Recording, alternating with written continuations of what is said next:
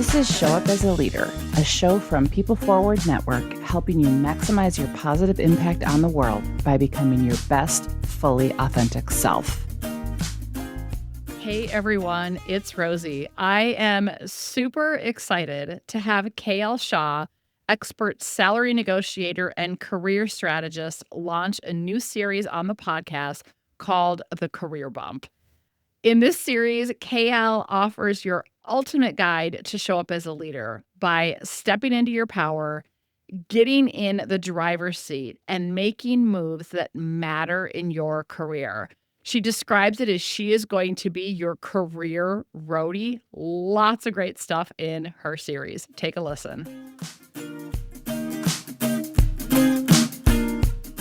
Hi, everyone. Welcome back to the Career Bump Podcast. I'm KL, your host, where we are going to talk about owning your path, asking for what you deserve, and navigating all the twists and turns and speed bumps along the way. Today's episode is incredibly special to me because my guest is not just a brilliant young woman stepping into the world of work. She is also my daughter.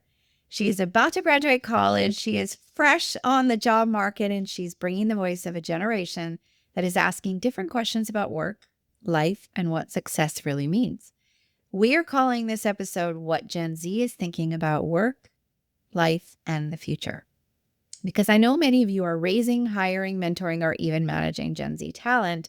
And if you're part of the Gen Z yourself, this one is for you too. Our conversation is going to be raw and real and full of heart. We're talking about job search, burnout, negotiating your worth, and how this generation is approaching their career very differently than mine ever did.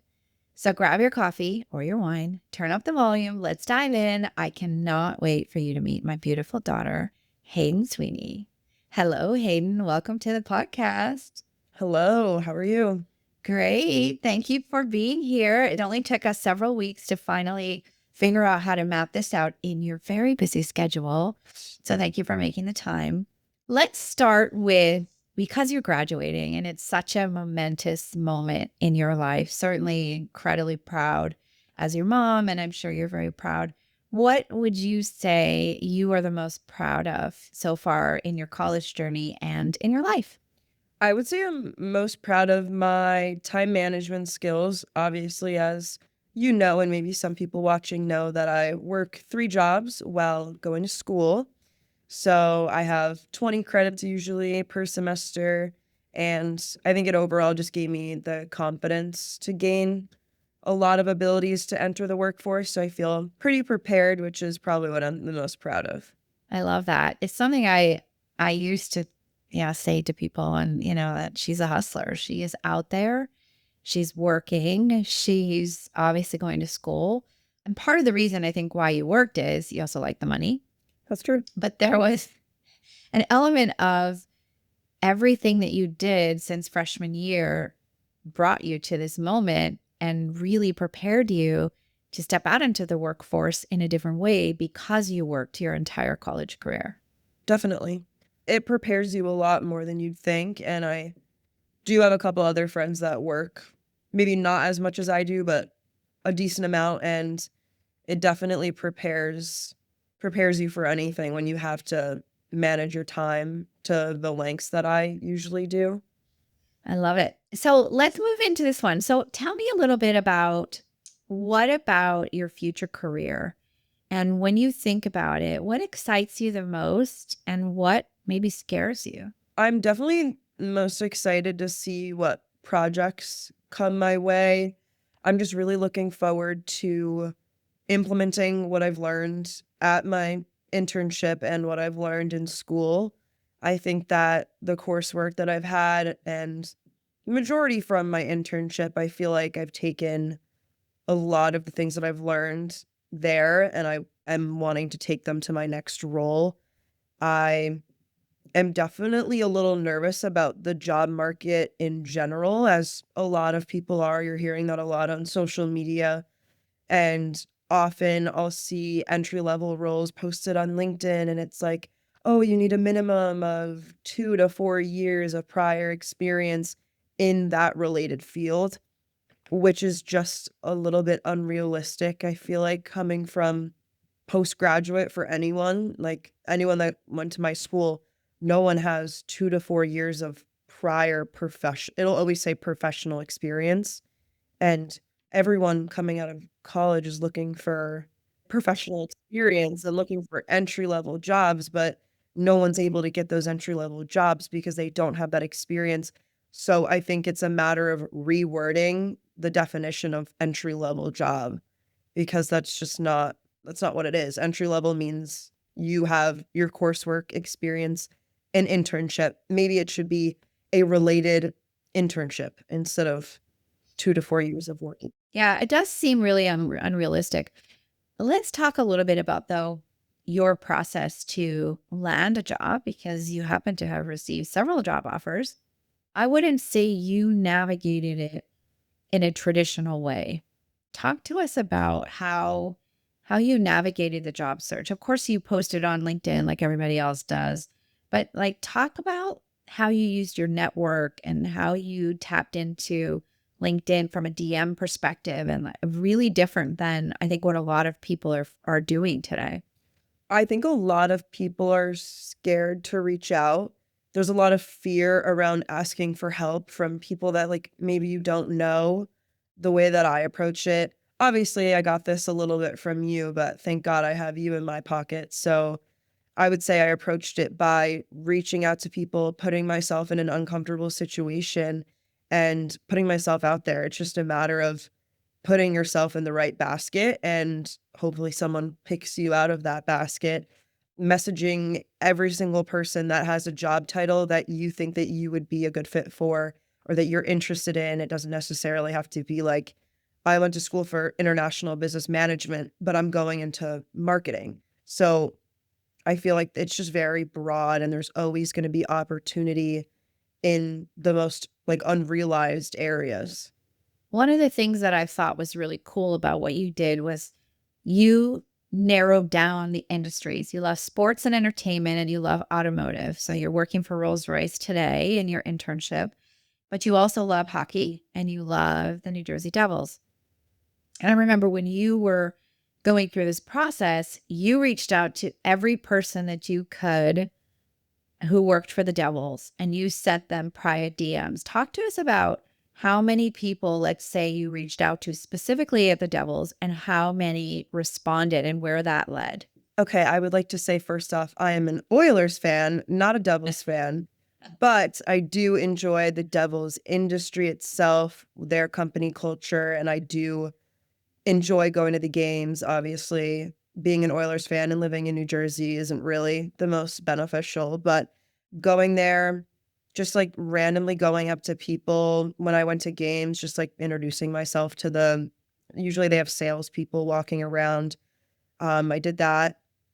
And then I messaged maybe like 15 people that work at the Devils. Their workforce is huge. So it was just a matter of DMing them and saying, hey, like my family's from Canada. I'm a huge hockey fan. I'm really looking to break into the industry. I see that you have X amount of years experience in this specific department. I would love to gain like a foothold in that area. And sometimes they answer, sometimes they don't. Whoever did answer, super grateful. Thank you for responding and getting back to me. I would love to meet you for a quick coffee or a quick Zoom call. And you'd be surprised how many people were willing to meet with me. I ended up having maybe like 6 or 7 different meetings with different people from them. And I ended up interviewing there as well. And I just realized that sports industry is not what I want to do. I want to continue on with automotive. So with graduation right around the corner, what are you most looking forward to? A break. A very well-deserved break, and thankfully, I was gifted a wonderful thing, which is a 3-week trip to Europe for my parents, and I'm going with my best friend, Olivia. We are very, very excited. We cannot wait to leave, and we're both just looking forward to that, and then whatever happens after that is what happens. Well, I think what happens after that is you start a new job. Well, there's that. And you're in the process of actually going through kind of a cool decision making of which job to accept and navigating the pros and cons. And I think that's been a really interesting journey for you as well. Not everyone has multiple job offers to choose from, but you going through the process and seeing what feels really good, what feels really right, and what decision you're making. What has been the lens that you are making these decisions from? I guess in the beginning, I was looking at it from a salary standpoint. I was definitely looking at it like, okay, who's gonna end up giving me the most money? And then I kind of took a step back and realized, okay, I've set myself up pretty well where I don't have to necessarily worry about how much I'm making in the first like 2, 3 years of my career. And I was like, okay, what am I going to enjoy the most? Like, what's going to be the best fit for me? What's going to be the best, most interesting, most learning curve place for me to work? Obviously, my two offers are both in automotive, so I'm staying within the industry that I want to stay in. But both of the roles are two completely different things. One's a trainee program and one's a actual like full-time role, no trainee. Well, we're really excited for you because you will be off the payroll, at least in a couple of areas. And just, it's such an exciting time in your life. I think it's amazing. So, talk to us about how do you think Gen Z views work differently than maybe my generation? I would say coming out of the workforce, okay, I don't want to say it was easier during your generation or it was easier during mine. I feel like both had their own struggles and both had an equal amount of things you could do, things you couldn't do. Today, I feel like the workforce is a lot more selective, going back to what I said about how the 1 to 4 years of prior work experience for entry-level roles. I think that maybe you guys had that when you were going into the workforce, but I felt like based on your experience and other experiences that I've heard, that it was so easy to create a role for someone, at least like today. Like if I wanted to get a job card at a big corporation, it's just not possible. Like it's not something that a big corporation can do. They can't just, in either a role opens up conveniently at the time that you're looking for something, or you don't get the job and they can't create something specifically for what you want to do. And I feel like your generation, you could have just really met the right person and they could have created some sort of this and that specialist role or like something like that. Like I felt like it was just a matter of knowing the right people and meeting the right people. I do believe, and this statistic is very real, that 80% of jobs are found via your network. So I don't believe that finding the jobs has changed because your network will always open doors for you. But I think what you're trying to say is that the job market has gotten so tough. There's so many layoffs. And so the creativity and the flexibility of bringing someone on board, not even knowing what you're going to do with them, is different today. And that's partly economic, where we are as a country, what's happening in the world. So I completely hear you that I would definitely agree is different. I would say, though, that the most important thing that you can do, and I have said this to you multiple times, you're probably annoying me saying it again, that establishing and nurturing and fostering your network today will take you throughout your entire career. I think I maybe applied for 2 jobs in my entire career. The rest of them came from my network or someone tapping me on the shoulder. So it's just so crucial, especially given today's market. You have to nurture your network. And I do believe that's something that you've done really well. Even when I think back to how you started, even about a year ago, you were already thinking post-grad. You were already reaching out to anyone you babysat for, anyone you dog sat for, anyone you worked for in the past.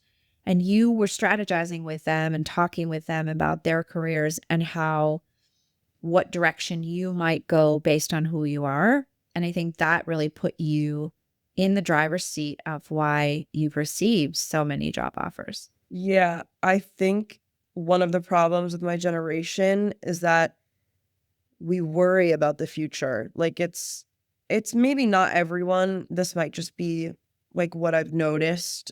Maybe not everyone thinks this way, but it's a matter of worry and stress for the future because there's an expectation. Like, I mean, at least like for me, like I have high expectations for myself just based on the success that you and dad have had and based on the success of just the people that we surround ourselves with as a family. I feel like I not only want to do really well for myself, but I want to make everyone else just as proud of me as I am of myself. For example, like if you're someone that's just coming out of school and you don't have something lined up and you haven't nurtured your network yet, you look at me and you think, oh, like, oh God, I have to start hustling. I have to start rushing into nurturing this network. So there's definitely just a lot of worry coming out of school. So if you've ever hesitated to negotiate, felt unsure about what to ask for, or worried about saying the wrong thing, the Salary Bump Accelerator is for you. It's my step-by-step system to help you earn thousands more in your next salary conversation. And because you are a loyal listener, you will get 15% off with the code POD15. That's POD15. Go to thesalarybump.com and start negotiating with confidence because your next paycheck should be your best one yet. All right, Haiden. So talk to us about titles, salary, impact, or flexibility. What is the most important thing to you? You mentioned a little bit about salary not necessarily being the most important thing, although you thought it was. What are those tangible things that are really important to you when you are evaluating which job you want to say yes to? I want to say that titles are not as necessarily important when you're going in because most people post-grad will be doing some sort of postgraduate program. Again, entry level is 2 to 4 years of experience, and most people are entering some sort of trainee program or they had an internship and they're continuing on with that company and they're continuing to develop you after grad, maybe again, a trainee program or your whatever the title is. I don't think it's as important so early on in your career. And also same with salary. I feel like coming right out of school, you have a lot to prove. And wherever you end up working, you have to prove that you're worth the salary that they're paying you. And if you exceed their expectation and you end up doing really well, that's when you go in and you say, look at these projects that I've done. You've seen the work and effort that I put in. I'm here 30 minutes early every day. I stay 30 minutes later every day. And I'm here on the weekends or whatever kind of role it is. You have to prove yourself. If they ask you to stay from 9 to 6, come in at 8:45 and leave at 6:15, like that's the bare minimum, obviously. But I think just showing your worth early on is maybe you make a lower amount when you're first starting. 6 months in or a year in is when you can maybe negotiate asking for more PTO days or asking for a higher salary. So this isn't not an argument that we've had, but this is definitely a conversation that we've had because when I started in my career, I remember working the longest hours. I was the first one in, last one out. And I wouldn't say I regret it, but I'm not necessarily in the same belief system that hours are the reason or proof of your worth. So I do think it's important that you show your face, especially with the opportunity with hybrid work. I think face time, unfortunately, whether we like it or not, is going to have an impact on your growth. But I think there's more around establishing early on with your leader. What does success look like for you? What are the KPIs, the key performance indicators? How are you evaluating me? What do you want to see out of me? And then you can surpass those expectations those don't necessarily mean that you have to work longer hours. You need to be smart about how you're working, but really establishing regular feedback sessions, regular one-on-ones, absolutely clear on what success looks like so that you can have these conversations. That to me has become way more important and was not something that I thought of in my early days. I remember a guy that I worked with who he would work longer than anybody else. And there was a VP in the group that used to say, oh, yeah, that guy, whatever his name was. I remember it very clearly. I'm not going to say it. He is killing it, man. Like, he is here late every night. Like, he's doing so great. I knew the truth. He wasn't killing it. He hated his wife, and he would go to Burger King or Wendy's and come back and bring himself dinner and sit at his desk and read the newspaper. This was before the internet. For those of you that know what that time was like, he wasn't working. He wasn't killing it. He wasn't doing anything extra. He was there because he hated his wife and he didn't want to go home. So shame that he was being evaluated as better than anybody else because he was working longer. So I think that this level of communication and really being able to articulate and have clear feedback sessions, I think will far outweigh the hours that you put in. Although I do believe that's important, especially in the beginning. You need to establish yourself. But you said something, Haiden, about PTO, and I was asking, like, what is most important? Talk to us a little bit about flexibility. Is it important to you that you have flexibility in being able to work hybrid or work remote sometimes? I've definitely, since COVID, had the, I guess maybe kind of blessing, kind of not blessing. COVID hit when I was a junior in high school, so I only got really half of a high school experience. The rest of it I just did remotely, but as you know, I used that remote thing to my advantage. I worked while going to school, so I kind of was able to make money while in high school, which was great. But the hybrid thing is definitely something I look forward to on a Friday. I enjoy being home and being able to work while being in my own environment. But I think that I would like to start moving out of that comfortability and start making myself more uncomfortable and putting myself into a place where you do have to be there every day, 9 to 5, 9 to 6, whatever it is. And going back to what you were saying before, I think that proving yourself is a lot more about the projects and the work that you're doing, definitely not about the hours. But I do think that like it helps, that being there a little bit longer helps, but it's definitely the projects that you're doing, showing them that you're either meeting their expectations or surpassing their expectations. I think one of the other things that comes up for me when it comes to you is you also want to learn. You want to grow. You want to be in an environment where they're teaching you things and that you are developing every single day, especially coming out of, you spent the last 16 years in school, right? Yeah, definitely an employer that is willing to take a risk on someone that's a little bit younger, that doesn't have as much experience.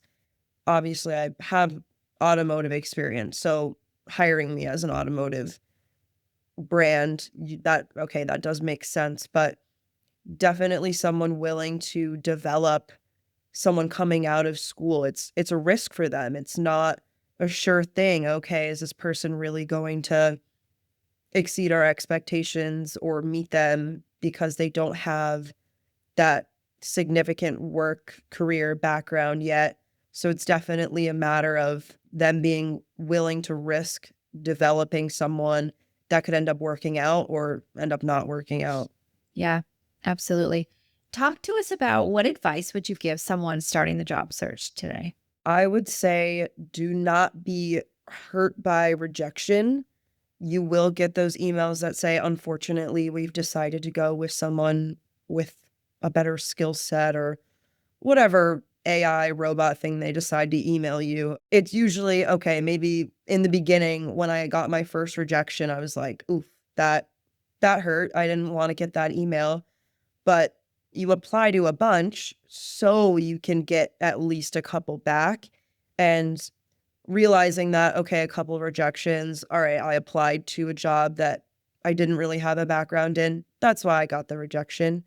Don't let that rejection hurt you. You're gonna have people that don't want to hire you based on maybe the way you built your resume or maybe the way your cover letter was structured. Some people are very picky about how your resume looks. Sometimes it's the AI robot. You don't have it set the right way where the AI picks it up. Little things like that can end up being a rejection, but definitely don't be as affected by it. Yeah. Look, I always say they're not your people. If it's a rejection, it's not where you're supposed to be, and that there is, right place, right time, your opportunity will come. Okay, talk about briefly about money and negotiating at this stage in your life. Obviously, your mom is a salary negotiation expert, but how do you feel about negotiating? I'm a very confident person. I guess that may come a little bit from you, but also I feel like I've always been kind of more on the confident side. I think negotiating is something that will, in the next few years, become more prevalent to me. I think in the beginning, I'm less willing to negotiate just because I know that I don't have the proof that I'm a good employee yet. But once I gain this first year or this first 2 years in this role, I can show projects that I've done, especially since I'm going into marketing. I can show projects that I've done, events that I've helped support and lead. That will be my proof that I deserve a higher salary. I deserve more PTO days. I deserve overtime or whatever it is. Like little things like that will definitely play a part. Totally fair. And I respect where you're coming from. Obviously, I would encourage you to negotiate regardless. But, if there is discomfort, one of the things that we've talked about is say, listen, I have a couple of offers on the table. Your offer is lower. Here's the gap. Are you willing to help close that gap? And if the answer is no, just say, listen, after 6 months, I'd love for us to sit down and revisit this conversation after I've proven the KPIs and knocked it out of the park. Are you open to that? So that you're opening the door to having that conversation and they know, listen, I really want this job. I respect the fact that you're taking a chance on me and I'm going to prove it. And when I do, I want to come back and revisit this conversation. So that is definitely how I'd recommend it. So what would you say is something you've learned from me that you think you will carry into your career? Definitely the way that I hold myself. I guess I hold myself to a certain standard, but I think the way that I present myself is something that I learned from being your daughter in general, just all the people I've met over the years because of you and you being in such high level roles ever since I was younger. How to introduce myself, how to have a proper handshake, just how to hold yourself in a professional setting. I learned that at a really, really, really young age. And that's definitely benefited me throughout every single professional experience. Even professors have said to me, oh, you hold like a certain confidence about yourself. Like people are scared to raise their hand in class or things like that. Like I'm not one of those people. So that's definitely something that I learned from you, gaining that professional, but also just being around high level people is something that really benefited me from my experience with meeting people that you spend time with. You also are an only child. So you've been surrounded by adults for a lot of your life. And one of the things that your dad taught you was that every room you go into, you introduce yourself. You walk up, shake hands, and you introduce yourself. You hated it growing up. It was probably not your favorite thing to do, but it taught you a lot. I think eye contact is something that we also really encouraged, and maybe not encouraged, maybe forced you, that you really, you put out your hand and you had a warm greeting for people, whether we're walking down the street and you're like, Mom, say hi to every single person, that you say hello to people and you're friendly. So that's cool. I'm happy that that has stuck with you. Okay. Last question. What is one way that you want to do things differently than I did? I don't think there's anything that I would do differently. I think that maybe you got your master's, maybe I won't.